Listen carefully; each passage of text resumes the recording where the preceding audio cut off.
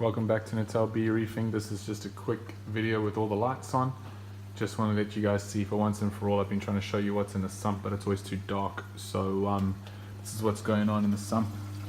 What we have in chamber number 1 is I have reintroduced the filter socks. So that's at the back. I changed that out. I've got another one in the cupboard. Every week, just once a week, I take it out, give it a rinse, put a new one in, and let it dry. And also in chamber number 1 here is the eShop's S120 skimmer. It's been running for, I'd say, maybe under a week. It's got some pretty disgusting skim mate already. It's working pretty well. I had to just make a little makeshift elevator here. Just use some egg crate. Maybe it's about 2 fingers, sort of 2 fingers high, just to get it to the right length. It was a bit too deep, just in that chamber on its own. Middle chamber, a whole bunch of bio balls. Just chuck that in there because I've got very little surface area in the tank itself. As you can see, it's not a lot of porous live rock or anything in there. It's just a couple of pieces of branch rock.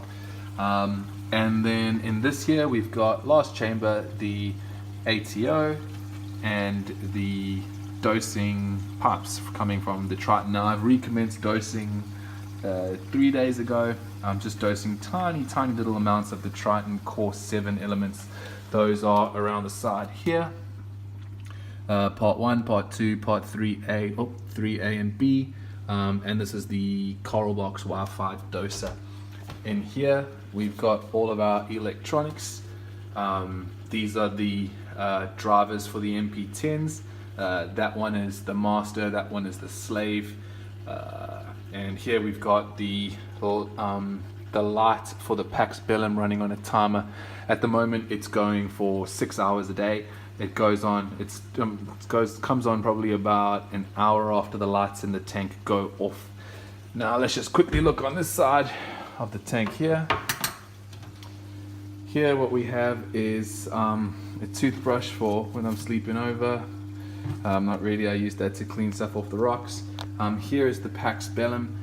Now, ideally, I would like there to be just keto in there, but it's growing a whole bunch of algae. But I must be honest, I don't care what grows in there, because if it's growing there, it's not growing here. And I must say, I haven't seen anything growing in terms of algae in this tank yet, touch wood. Now, this is a 20-liter bucket of RO, and up here is the brains unit for the ATO.